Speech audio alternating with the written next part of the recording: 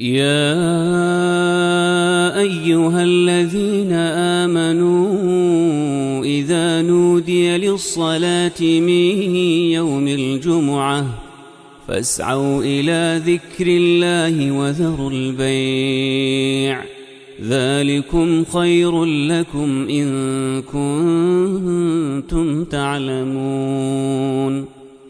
الحمد لله رب العالمين، والصلاة والسلام على سيدنا وحبيبنا محمد وعلى آله وأصحابه أجمعين. ئیمانداران و خواناسانی زۆر بەڕێز، لە وتارەکانی ڕابردوودا لەگەڵ جەنابتاندا لە خزمەت گەورەترین عیبادەت بووین کە نوێژە. لە دوای ئەوەی کە ئینسان دێتە بازنەی ئیسلامەوە بە شایەتمان، گەورەترین پەرستش و عیبادەت کە بە هیچ شێوەیەک وازهێنانی نییە لە سەرەتای دەستپێکردنەوە ئەبێت لەگەڵ یابی تا دوا لەحزەی ژیانت بریتیە لە نوێژ. نوێژ ئەو عیبادەتەیە کە لەسەر تاک بە تاکی ئیمانداران فەرزە. بە هیچ شێوازێک لە ژیانە وازهێنان و دابڕان لە نوێژ بە هیچ جۆرە عوزرێک نییە. بەڵام ئایا نوێژکردن تەنها ئەنجامدانی شەرتە؟ نەخێر. وتاری ئەمڕۆمان ناونیشانەکەی بریتیە لەوەی ئەو کەسە کێیە کە نوێژ دەکات و دەچێتە دۆزەخ. لەوە چە بەلای جەنابتەوە سەیر بێ، چونکە کاتێک کە گومانمان نییە لە چوونی کافران بۆ دۆزەخ کە یەکەم سیفەتیان ئەوەیە لە ژیانیان سوزدەیەکیان بۆ خوا نەبردووە. ما سلككم في سقر قالوا لم نك من المصلين. دۆزەخیەکان دەڵێن ئێمە کە هاتینە سەقەری جەهەنەم ئەوە بوو یەکەم خاڵێک کە تێمانە بوو بریتیە لەم نەکو، نەک لەم نەکون، لەم نەکو لە ژیانمانە یەک جار نوێژمان بۆ خوا نەکردووە. کافر بووین بە نوێژ. ئەوانەی تر نوێژیان کردووە لە دنیادا نوێژ خوێن بوون، بەڵام دەچنە دۆزەخەوە. یەکێ لەوانە منافقەکانن، إذا قاموا إلى الصلاة قاموا كسالى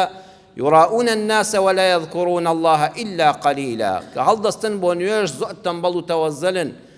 لەبەر چاوی خەڵک دەیکەن. ئەگە کەسی لێ نەبێ نوێژ ناکەن، ئەگە چاویان لە خەڵک بێ دێنە ڕیزەکەەوە دەیکەن بۆی خەڵک نەڵێن نوێژ ناکەن و مسڵمان نین. واتە بڕوایان لە دڵەوە بەخوانیە، بەڵام نوێژیش دەکەن لە دنیادا، وەکو منافقەکانی سەردەمی پێغەمبەر صلی الله عليه وسلم وە کە تا کۆتایی جیهانیش هەر دەمێننەوە.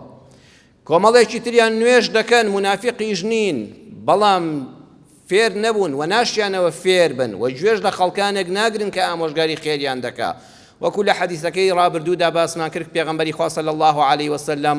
سێ جار بە کەسێکی فەرموو ئیرجع فەصلی فإنك لم تصلی، بگەڕێەوە نوێژەکەت بکە چونکە ئەوە نوێژ نەبوو تۆ کردت. ئەو نوێژەی کردت کە ئاوا بە پەلەپەل دەڵێ الحمد لله رب العالمین اهدنا الصراط المستقيم غير المغضوب عليهم، فاتحات نیوەی دەپەڕێنێ. لە ڕکوع و سوزدەیە هێشتا هیچ لەشی لە جوڵە نەکەوتەوە هەڵدەستێتەوە، بینی سوزدەکان هەر پشتی ڕاست نەبووتەوە دەچێتەوە سوزدە، وەکو ئەوەی نەیکرد بێ وایە. واتە نوێژی کردووە، بەڕاستیش کردوێتی، بەڵام بەو شێوەیە نەیکردووە کە شەریعەت فەرموویەتی. ئەوەش جۆرێشکە لە نوێژ نەکردنە کە دەچێتە دۆزەخ. ئەوەی کە لە هەمووان خەتەرترە و بەڕێزان یەک بەیەکی ئێمە لە خۆمەوە بۆ جەنابتان دڵی بدەینێ ئەوەیە خوای گەورە لە قورئانە دەفەرمێ فەوەیل للمصلین. وەیل شیوی دۆزەخ، ناڕەحەتی، سەغڵەتی، قوربەسەری بۆ کێ؟ بۆ ئەو کەسەیە نوێژ دەکا. خوای پەروەردگار ئێمە بۆیە نوێژ دەکەین لە دۆزەخ ڕزگارمان بێ. کەچی خوا دەفەرمێ دۆزەخ بۆ ئەو کەسانەیە کە نوێژ دەکەن. کام نوێژ خوێنانە؟ واتە سەرەتا ئاەتەکە بە ئاگامان دێنێتەوە، ڕاد دەچڵەکێنێ هەڕەشەکە بەچوونە دۆزەخە، بە واوەیلایە، بە تیاچوونە. الذين هم عن صلاتهم ساهون، ئەو کەسانەی کە لە نوێژەکانیان بێ ئاگان. زانان زۆر تەفسیریان لەسەر ئەم ئاەتە هەیە. دەفەرمون هێندێکیان دەفەرمون ئەو کەسانن کە سەرەتای ژیانیان نوێژیان کردووە. من ژیاننامەی گەلە سەرکردەوشتم خوێندۆتەوە تا 6 ئامادەی نوێژی باشم کردووە، تا 18 ساڵ بانگبێژی مزگەوتیش بووم، بەڵام دواتر کە چوومە زانکۆ بوومە فکری چەپ و ئەوانە حتى ماوم سوزدەم بۆ خوا نەبردوێتەوە نەعوذ بالله. ئەوە خوای گەورە دەفەرمێ ڕاستە نوێژی کردووە سەرەتا، بەڵام دواتر وازی لێ هێناوە. ئەو بەر ئاەتەکە دەکەوێت کەسانێکی کە هەن زۆر بەلایانەوە گرنگ نییە، ئەگەر حەزی لێ بوو دەیکا و هەفتەیەک نوێژ خوێنی چاکە وەڵا دوای مانگێک نایکا یعنی وەکو ئەوەی بەلایەوە گرنگ نییە هەبێ و نەبێ ئەوەش پەنا بەخوا وەئیل للمصەلین نەچوە ڕیزی ئەو نوێژ خوێنانی کە سەرفرازن قەد ئەفلەح المؤمنون نایگرێتەوە لە هەموویان خەتەرتر و کە ئەوە گشتگیرە ئەوەیە ئەو نوێژە لە دەرەوەی سەر بەرماڵەکە و مزگەوتەکە هیچ کاردانەوەیەکی نییە لە ژیانیدا هیچ کاردانەوەیەکی لەسەر دین و عەقیدە و ئەخلاقی نییە بەس ئەوەیە خۆی پێوە گرتووە نوێژەکە دەکات لەسەر بەرماڵەکە لاچوو لە مزگەوت چووە دەرەوە هیچ سیفاتێکی موسڵمانانی پێوە دیار نییە هیچ عەقیدەکەی لە خراپە نایگەڕێتەوە هیچ دواسێنانی لە زەرەر و زیانی موسڵمانان دەستی پێ ناگێڕێتەوە بۆیە قورئان چەند وردە خۆشەویستانم قورئان نافەرمێ الذين هم في صلاتهم ساهون دەفەرمێ عن صلاتهم ساهون ئەو عنە لەگەڵ فيها بزانت چەندیان فەرقە في صلاتهم ساهون يعني لە نوێژەکانیاندا ئەوانەی بێئاگان ئەمە ئاسانە ئەمە ئاساییشە یا ربی خوا ڕەحمی بە هەمومان کردووە و ڕەحمی خوامان هەمیشە لەگەڵا بێ کە نەیفەرموو في صلاتهم ساهون ئەینا یەک لەحزە خەیاڵت بترازایە لە نوێژە و سەهوت بکردایە تیا دەچووی بەس خوا نەیفەرموو في صلاتهم ساهون فەرمووی عن صلاتهم ساهون چونکە ئینسان لەناو نوێژە خەیاڵیشی جاری وا هەیە دەڕوا ئەو مۆبایلەکە هەڵەش دەکا ئینسان لەناو نوێژە هەڵەش دەکا پێغەمبەری ئەکرەم صلی الله عليه وسلم ئەو خاتەمی ئەنبیا و مرسەلینە ئەو نوری چاوانە کە لە هەموو کەس زیاتر بە دڵ و بەگیان لەگەڵ خوادا بوو بۆ بارسووکی لە ئوممەتەکەی خوای پەروەردگار ئەمانەی هێناوەتە ڕێگا هێناوێتی ڕێگا و لەناو نوێژیشا تووشی هەڵە بووە دەچینە خزمەت کۆمەڵە فەرموودە دەفەرمێ صلى النبي صلى الله عليه وسلم الظهر أو العصر ئەم فەرموودەی کە بۆتان دەخوێنمەوە لە صحیحی بوخاری مسلمە هاتووە پێغەمبەری خوا صلى الله عليه وسلم نوێژی نیوەڕۆ یان نوێژی عەسر بوو ڕاویەکە یعنی بلایادی نییە عەسر بوو یان نیوەڕۆ بوو نوێژی بۆ موسڵمانان کرد بە ئیمامەت دەفەرمێ وانصرف من اثنتين دوور کان نوێژی کرد تەحیاتی خوێند و یەکسەر سەلامی دایەوە معلومی هەموو لایە کە نوێژی نیوەڕۆیان عەسر دەبێت چەند بێ چوارە پێغەمبەر صلى الله عليه وسلم هل لە تەحیاتی یەکەما دوور کاتی کرد و سەلامی دایەوە فقال له ذو اليدين صحابەیەک ناوی ذو اليدين بوو وتی أقصرت الصلاة أم نسيتها أي پێغەمبەری خوا صلى الله عليه وسلم ئەوە وحی خوات بۆ هات نوێژ کورت کرایەوە ئەگەر لە ماڵێ بین لەمەودا وەکو سەفەر نوێژی نیوەڕۆ یان عەسر دوور کات دەکەین یان لە بیرت چوو پێغەمبەر صلى الله عليه وسلم فەرمووی أحق ما يقول ئەم پیاوە ڕاست دەکا دەبێت بپرسی ئەمە هەر ڕێی خۆیەتی چێڵە ئەو خەیاڵی نەڕۆیشتووە چێڵە ئەو دوان ئێمە چوارمان کردبێ وابزانە دوانمان کردووە ئایا ڕاست دەکات زولیەدەین ڕاست دەکات من دوور کاتم کرد یان چوارم کرد قالوا نعم بە تێک ڕادێک جەماعەتی مزگەوتیان بەڵێ ئەی پێغەمبەری خوا صلی الله علیه وسلم ڕاست دەکات هەمومان شاهدین تۆ دوور کاتت کرد لە زیاتی چوار پێغەمبەر صلی الله علیه وسلم فصل اثنتين فمن هەستنەوە خێرە دوور الله ئەکبەر دوور کاتی تریشی کرد ثم سجد سجدتين دو سجدەی سەهوی برد دوای تەحیات ئەنجا سەلامی دایەوە کەواتە پێغەمبەری خوا صلی الله علیه وسلم لە ناو نوێژەکەدا دوور کاتی کەم کرد دوای بە سوزدەی سەهو چاکی کردەوە دوور کاتەکەی جێبەجێ کردەوە لصحيح مسلم عمران كري حسين دفرمي سلم رسول الله صلى الله عليه وسلم في 3 ركعات من العصر رجل كان پیغمبري خوا صلى الله عليه وسلم نيجي عصري بو كردين سير كاتي كرد ركعتي سيما دانش تحياتي خن هلستا بركاتي چوارم سلامي دايوا دیسانەوە الصحابەیەک عەرزی کرد بە ئەدەبەوە ئەی پێغەمبەری خوا صلی الله علیه وسلم بۆ وابوو نوێژەکەت وەکو جاران نەبوو فەرمووی وەما ذاکە چی ڕووی داوە وتیان ئەی پێغەمبەری خوا صلی الله علیه وسلم سێ ڕکاتت کرد جاران چوار بوو هەموو کات نوێژی عەسرمان چوار کات کرد و ئێستا سیانت کرد فەرمووی وایە وتیان بەڵێ هەر ئەو پیاوە ناڵێ وایە هەموو دەڵێن وایە فەرمووی هەستنەوە الله ئەکبەر کاتێکی تری کرد تەحیاتی خوێن پێش سەلامدانەوە دوو سوزدەی برد و سەلامی دایەوە پیغمبری خوا صلی الله علیه وسلم جاری چتریان لە صحیح بخاری دا بژمارە فرمودی 1226 هاتو لە صحیح مسلمی شا فرمودەکە هاتووە دەفەرمێت صلى النبي صلى الله عليه وسلم الظهر خمسا پیغمبری خوا صلی الله علیه وسلم لە نوێژی نیوەڕۆدا لە ڕکاتی چوارەمە لە زیادی دانیشێ هەستاو کردی بە 5 ڕکات 5 ڕکاتی کرد لە نوێژەکەیە وتیان ئەی پێغەمبەری خوا ئەم جارە زیادت کرد جاران کەم بوو ئەم جارە ڕکاتێکت زیاد کرد پێغەمبەری خوا فرمووی وابوو وتیان بەڵێ پێغەمبەری خوا لە زیاتی 4 کات 5 کرام جارە فسجد سجدتين ثم سلم پێغەمبەری خوا صلی الله علیه وسلم هەر یەکسەر فەرمووی الله ئەکبەر لە شوێنی خۆی دوو سوزدەی برد و سەلامی دایەوە جا پێغەمبەری خوا صلی الله علیه وسلم بە هەمومان دەڵێ لە صحیح بوخاریدا بە ژمارە فەرموودەی 401 هاتووە ئیذا شەکە ئەحەدوکم فی صلاته فلیتەحەڕە الصەواب فلیتم عەلەیه دەفەرمێ ئەگە کەسێک لە ئێوە لە ناو نوێژەکەیدا کەوتە گومانەوە چەند ڕکاتی کردووە ئەمە تا ئێرە ئاساییە بەڕێزان دەکەوێ گومانەوە خەیاڵت دەڕوا خوا هێندە بە ڕەحمە نەیفەرموو فی صلاتیهم ساهون ئەینا هەمومانی دەگرتەوە لە ناو نوێژەکەی خەیاڵ دڕۆیشتووە لە ڕکاتی سێمی نیوەڕۆدای خوایە چوارم کردبێ تۆ بڵێی سێم کردبێ فەرمووی دڵت یەقینی هەبێ لەسەر کەمەکە یەقینت هەیە کە سیانت کردووە بەڵام گومانت هەیە کە چوارت کردبێ بڵێ کاکە سیانەکەم کردووە بە دڵی خۆت بڵە سیانەکەی هەستەوە ڕکاتێکی کە بکە پێش سەلامدانەوە دوو سوزدەی سەهوبەرە پێغەمبەری خوا صلی الله علیه وسلم لە صحیح مسلمە حەدیثەکە ئاوا تەواوی دەکا فەرمووی ئەگەر سیانت کردبێ و هەستای ڕکاتێکی زیادت کردووە ئەمجا یەقینت هەیە کە چوارە هیچ گومانت نییە کە چوارە فەرمووی بەڵام ئەمجا گومانت بۆ دروست بوو تۆ بڵێ نەبوو بێ بە پێنج فەرمووی ئەگەر تەواو ڕێک بێ فەئین کانە صەلى خەمسەن ئەگە ئەم ڕکاتەی دوایی کرد زیادە بوو بێ کرد بێتت بە پێنج شەفەعنا له صلاته ئەو دوو سوزدەی سەهوە پێش سەلامدانەوە نوێژەکەت بۆ جوود دەکاتەوە ئەو دوو سوزدەی لە زیاتی یەک ڕکات دەوەستێ وإن كان صلى تماما لأربع خو أقد شوار ركعتي شد كربه كان ترغيما للشيطان أو أقد شوارك وكو خوي به ريك تواود كربه السيام بو به وإستا كربه تدبت شوار لوتي الشيطان بوسو زيش سهوش كانت شيطان اللي خود دور خستوا جا خوش بيستانم وانا كاني سوزدەی سەهو بۆ ژیانی ڕۆژانەمان چ دەرسێکی لێ وەردەگیرێ یەکەمیان پێغەمبەری خوا صلی الله علیه وسلم کاتێک کە نوێژەکەی زیاد کرد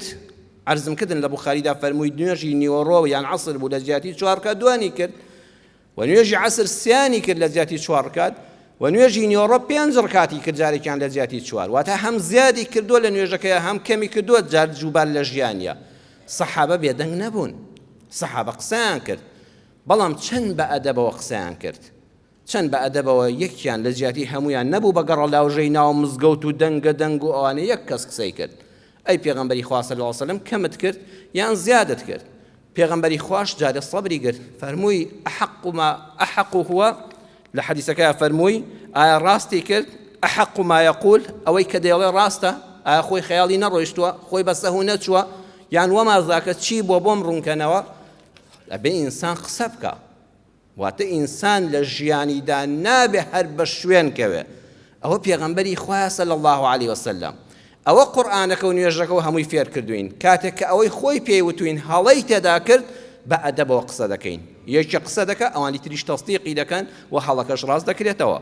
کەواتە یەکەم شت لە نوێژەکەدا لە سوزدەی سەهوا فێری دەرسی ژیان بووین بەڕێزم قسە بکە ئەگە هەڵەت بینی بە ئەدەبەوە قسە بکە هەر بەڵێ قوربان لەسەر زارن نەبێت چونکە بەڵێ قوربان ژیان تاڵ دەکا ئەگەر پێشەوا هەڵەی کرد سەرکردە هەڵەی کرد ئیمام هەڵەی کرد هەموو کەس کوتیان قوربان تۆ چۆن بڕۆ ئێمە وا دەڕۆین بەخوا سەری هەمومان دەکا بە دۆزەخە ئەبێ بڵێن قوربان لەم شوێنەدا هەڵەت کرد بەسەراتێکی خۆش هەیە ئەمیرێک هەبووە سەرکردەیەکی مسلمانان هەبووە ناوی بەشیری شەهابی بووە بەشیری شەهابی خزمەتکارێکی هەبوو حیمایەکی هەبوو سکرتێرێکی هەبوو ڕۆژێ پێیوت دەوری نیوەڕۆ بووتی وەڵڵاهی قوربان ئەم نیوەڕۆی حەزت لە چییە وتی وەڵڵاهی حەزم بۆ باینجان چووە کابرا دەستی کرد بە تعریفی خواردنی باینجان وتی قوربان هو سید المەئکولات خوا بەرەکەت بخاتە خواردنی باینجانەوە بەخوا سەرۆکی هەموو خواردنەکانە گەورەی هەموو خواردنەکان باینجانە لەحم بلا شەحم ئەوە گۆشتە هەر خوا لە زیاتی گۆشت دایناوە گۆشتە و بەڵام گۆشتێکی تەندروست چونکە چەوری زیان بەخشی پێوە نییە سەمەکم بلا حەسەک کوڕە خۆ قوربانەوە باینجان هەر نەک گۆشتی ئاسایی گۆشتی ماسیە گۆشتی ماسیە و بەڵام خوا ڕەحمی کردووە دڕکی تێدا نیە و ئێسقانی تێدا نیە یەئکل مەقلیەن و یوکەل مەشویەن بە سوورەوە کراوی دەخورێ بە کوڵاوی دەخورێ بە برژاوی دەخورێ یاخوا قوربان عافێتت بێ خواردن هەبێ بەس باینجانە والله کابرای پاشاوتی بەڵام وەڵڵاهی من هەفتەی ڕابردوو خواردم سکم پێی ئاوسا سکم پێی دێشە هەر یەکسەر کابرای خزمەتکار و سکرتێر گۆڕا وتی هەی لەعنەتی خوا لە باینجان بێ کورە قوربانەوە کەی خواردنە لعنة الله على الباذنجان ثقيل غليظ نفاخ ئەوە خواردنێکی قرس خواردنێکی ناڕەحەت خواردنێکی تند خۆدڵی بەردە وەکەی خواردنە هەربی خۆدڵی بەردت خواردووە لە سکتە ئەوە سکت پێی داوەسێ هەموو ڕیخۆڵەکانت تێک دەدا هەی نەفرەتی خوا لە باینجان بێ کابرای سەرکردە پێکەنی وتی وەڵڵی سەیرە کورە خۆ تو ئێستا بە ماسی بێ دڕک و بە گۆشتی بێت شەوریت دادەنا ئەمە کوێ ڕاوا سوڕایتەوە تی قوربان من ئەوە نازانم ئەنا خادم الأمير لا خادم الباطنجان من خزمەتکاری پاشام من خزمەتکاری باینجان نیم تۆ بڵێ بەڵێ دەڵم بەڵێ تۆ بڵێ نەخێر دەڵم نەخێر میلەتی قوربەسەر ئەو میلەتەیە سەرۆک بڵێ چی دەڵێ قوربان جەناب ڕاست دەکەی حەد دەقەی دوایی پەشیمان بێت وەڵڵی قوربان دیسان هەر ڕاست دەکەی نوێژی سەهوو ئەوەی پێوتین هەر کەسێک با لە خۆشت گەورەتر بێ زانی لە شوێنێکە هەڵەی کردو دەنگێک بەڵام بە ئەدەبەوە بەڵام ئەتەکێتی ڕەخنەگرتنت هەبێ لە مزگەوتی پێغەمبەر صلی الله علیه و سلم نەبوو بە هەرە هەڵەکەشیان بۆ پێغەمبەری خوا صلی الله علیه و سلم دەستنیشان کرد لەم شوێنەدا ئەوە نەبوو کە شەریعەت دیاری کردووە دووەمیان پێشەوا دەبێ قبوڵی ئەوە بکا کە هەڵەی کردووە واتە ناڕازی نەبێ پێغەمبەری خوا صلی الله علیه و سلم تووڕە نەبوو لێ کۆڵینەوەی کە فعلا قسەی سەحابە هەمووی ڕاستە یەکسەر ڕاستی کردەوە هیچ تووڕە نەبوو بە سنگێکی زۆر فراوان وەریگرت و لەو شوێنەدا دەستی پێکردەوە ئیمامی بوخاری بە ژمارە فەرموودەی 401 سەیری صحیحی بوخاری کەن ژمارە 401 لە فتح الباری شەرحی صحیحی بوخاری شێخی ابن حەجەری عەسقەلانی لە مجەلەدی یەکە لە لاپەڕەی 653 دا دەفەرمێ پێغەمبەری خوا صلی الله علیه و سلم دوای ئەم هەڵانەی کە لە نوێژەکەدا ڕوویدا فەرمی سەحابەکان خەڵکی نەبزانن ئینەما ئەنا بەشڕ مثلکم بەخوا منیش بەندەیەکی خوام منیش بەشەرێکم وەکو ئێوە ئەنسە ما تەنسەونە ئەوەی ئێوە لە بیرتان دەچێت خەیاڵتان دەڕوا منیش هەمان شتم لێ بەسەر دێ منیش مرۆڤم وەکو ئێوە فإن نسيت فذكروني شتەکە ئاساییە هەر وەختێ شتێکم لە بیر چوو بیادم خەنەوە منیش بەشەرێکم وەکو ئێوە با پێغەمبەری خوش بم لە هەر شوێنێکا شتێکم لە یاد چوو بیرم بخەنەوە کەواتە ئەو کەسێ ڕەخنەشی لێ دەگیرێ بە سنگی فراوان بێ و بە شێوازێکی زۆر ئاسایی وەریگرێ سێیەم دەرس لە سوزدەی سەهوودا ئەوە فێر بووین با فێری وەسوەسە نەبی پێغەمبەری خوا صلی الله علیه و سلم نەچوو نوێژەکە سەر لە نوێ بکاتەوە عرضم کردن یەک سێ کرد بوو لە جیاتی چوار یەک دانەی تری کرد دوانی کرد بوو دوانی نوقسان بوو دوانەکەی تری کردەوە قەت ئەگەر لە نوێژە تووشی سەهوو بووی نەچی بڵێ السلام علیکم بەخوا تێکی دەمەوە سەر لە نوێ نیەت بێنمەوە هەر هەمووی دەست پێ بکەمەوە ئەوە شەیطان لەو دەرگایەوە یەخوا زەفەرت پێ نەهێنێ بەخوا دەجار نوێژەکەت پێ ناکرێ لە چەندی نوقسانی هەیە ئەوەندە بکە تەرغیما للشەیطان لوتی شەیطان بەوە بشکێنە نەچی فێری وەسوەسە بی ئەینا هەر نوێژ تێکدەوە نوێژی نیوەڕۆ هەر لەسەر بەرماڵەوی نازانی چوارەیان سیانە هەتا عەسر دێ شەیطان وازل لێ ناهێنێ لوتی شەیطان بە دوو سوزدەی سەهوو بشکێنە لە شوێت گومانت هەیە زیادەکەی تەواو کە سەلامت داوەتەوە خێزان وتی وەڵای خۆ سێر کاتت کرد مناڵەکانی وتیان وەڵا وایە هەست وەڵ الله ئەکبەر ڕێگر کات زیادکەوە نەچی لاوەڵەوە دەست پێ بکەیتەوە ئەینا فێری وەسوەسە دەبی خۆشەویستم چوارەمیان کەم و کوڕیت هەبوو چاکی بکەوە لە بنەوە مەی ڕوخێنە قەت ئینسانێک لە دەرسێکا کەوتووە مەڵە بەخوا تازە واز لە خوێندن دێنم لە قۆناغێکی ژیان تا لە هاوسەرگیریدا فەشەلت هێناوە بڵێ ژیانم تەواو بوو لەو شوێنەوە دەست پێ بکەوە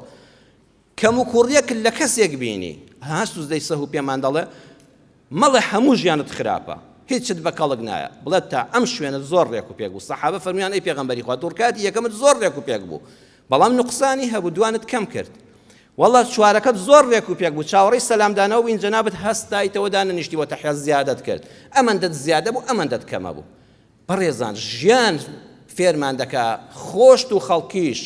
دایمە جوانیەکان و چاکەکانی خۆشت و خەڵکیش ببینە و ئاماژە بەکەم و کوڕیەکانیش بکە بۆیە جەنابەت ئامۆژگاری کچەکەت کرد ئامۆژگاری کوڕەکەت کرد ئەی خوشکی بەڕێزم ئامۆژگاری مێردەکەت کرد ئەی پیاوی بەڕێز ئامۆژگاری ژنەکەت کرد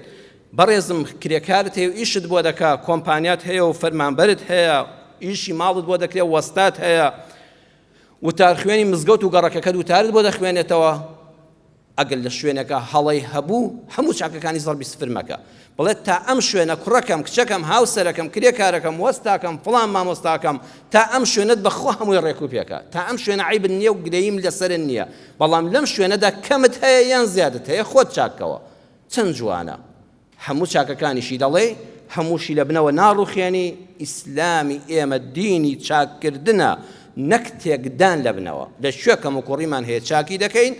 هەموو چاکەکانیشمان بەسەریەکان ناڕوخێنین بۆیە بەڕێزان ئەم فیقهەی ئێمە ئەم شەریعەتەی ئێمە فێری ئەتەکێتی ژیانمان دەکا چاو لێ باسی نوێژمان دەکرد باسی سوزدەی نوێژمان دەکرد سوزدەی سەهوو لە نوێژە ئەتەکێتی ژیانە تخوا ئەو چوار خاڵی عەرزم کردن بەختەوەر دەبێ میلەت و سەرکردە پێیاننا بەخوا هەمومان پێبەختەوە دەبین ژیانێکی خۆشمان دەبێ بەڵام بە شەرتێک تێی بگەین نەک هەر بیزانین هەیە علومی شەرعی زۆر زۆر دەزانێ بەڵام بەخوا تێی نەگەیشتووە ئەگەر تێی گەیشتی پێی بەختەوەر دەبی ئێمە فیقهەکەشمان شەرعەکەشمان هەمووی دەستوری ژیانە هەمووی دیسان دێتەوە سەر ژیان بەیەکەوە چۆن بژین خۆشەویستم خوا فەرمووی عن صلاتهم ساهون نەیفەرموو فی صلاتهم بەخوا لە ناو نوێژە تووشی هەڵەش دەبی وەکو ئەوەی کە باسمان کرد بەڵام خەتەر لەوەدایە عن صلاتهم لە نوێژەکەت بێ ئاگابی تخوا حیفنی هاتی بۆ جمعە و جەماعەت خوا ڕەحم بەخۆم و بە جەنابیشتان و هەموو گوێگران و بیسەران و بینەران بکە لە مزگەوت چوویتە دەرەوە یەک ڕەفتاری مسلمانانت پێوە نەبیندرێ با بچینە ئەو خزمەت ئەم فەرمودەیە ئەمە فەرمودەی صحیحی پێغەمبەرە صلی الله عليه وسلم لصحيح أدب المفرد إمام بخاري دا بجمارة فرمودين نوتو هاتوا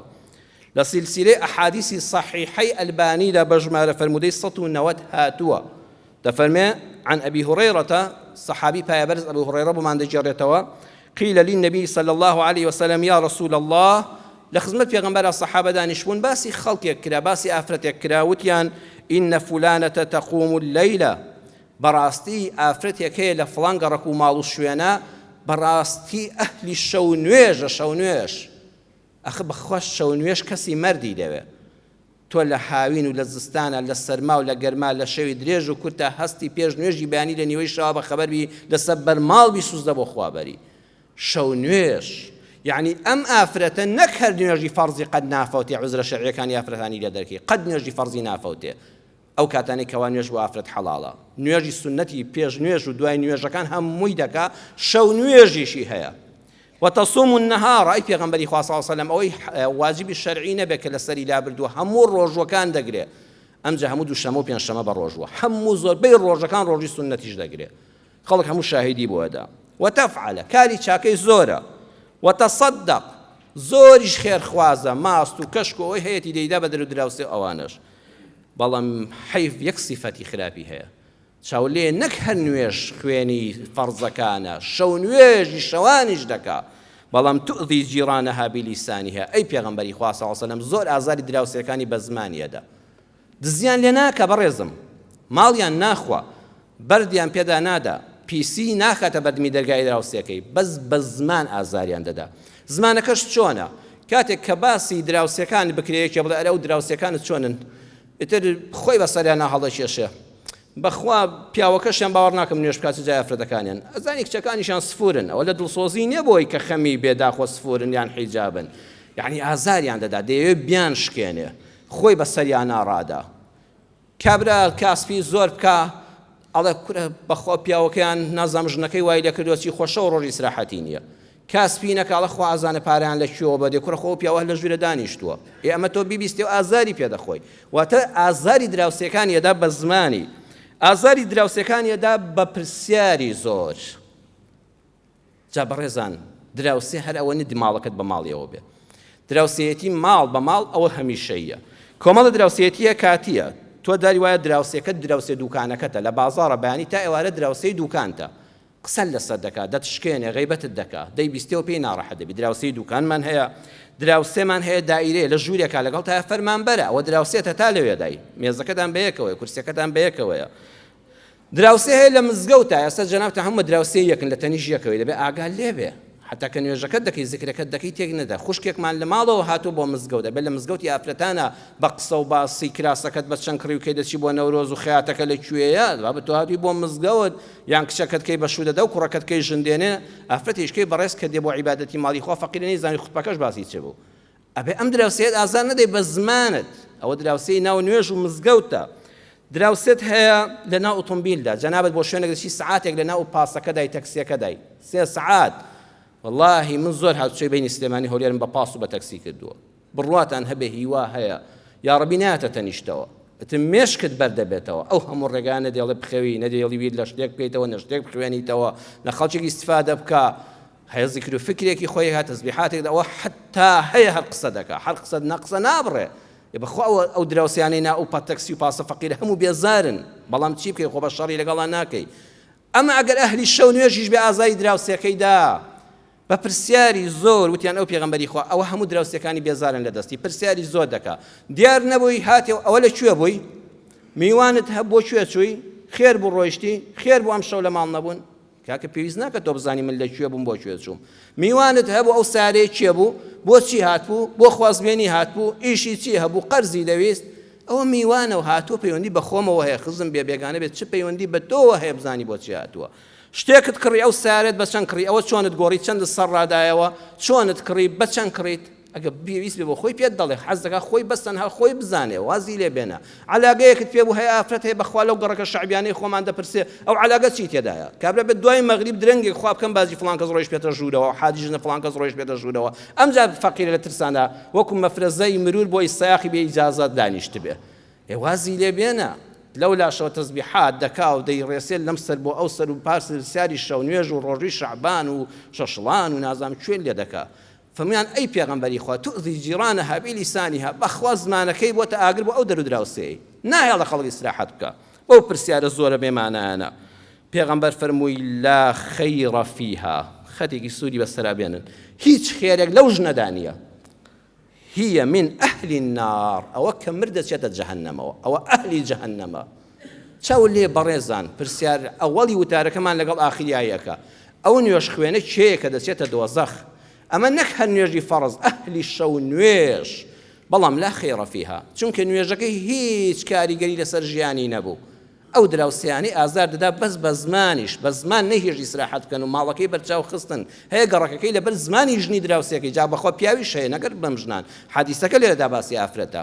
بۆیە خۆشەویستەکەم ئەگەر نوێژت خوێند بۆی پێی بچێ بەهەشت با لە کردارەکانی دەرەوەی مزگەوتماندا ئینشاءالله ڕەنگ بداتەوە داواکارم لە خوای پەروەردگار یا ڕەبی خوای باشتر لە دینەکەی خۆت حاڵیمان بکەی خوایە ئەوەی دەیزانین کاری پێ بکەین خوایە ئەوەی بە جوانی لەم دینە خۆم و ئەم موسڵمانانە فێری بووین خوایە کاری پێ بکەین خوای پەروەردگار نوێژەکانمان ببێتە مایە ڕەحمەت بۆ خۆمان بۆ دەوروبەرمان ئەوەی خوایە نوێژ ناکە هیدایەتی بدەیت ئەوەی نوێژ ناکە یا ئەڵڵا هیدایەتی خێری بدەی بێنی بۆ مزگەوت خوای پەروەردگارەوانی نەخۆشن شیفای بەخێریان بۆ بنێری یا شافی یا ئەڵڵا ئەوەی نەخۆشە شیفای بەخێری بۆ بنێری خوای ئەوەی مردووە لە گوناهەکانی خۆش بی عاقبەتی هەموو لایەکمان بەخێر بجێڕی آمین آمین والحمد لله رب العالمين يا أيها الذين آمنوا إذا نودي للصلاة من يوم الجمعة فاسعوا إلى ذكر الله وذروا البيع ذلكم خير لكم إن كنتم تعلمون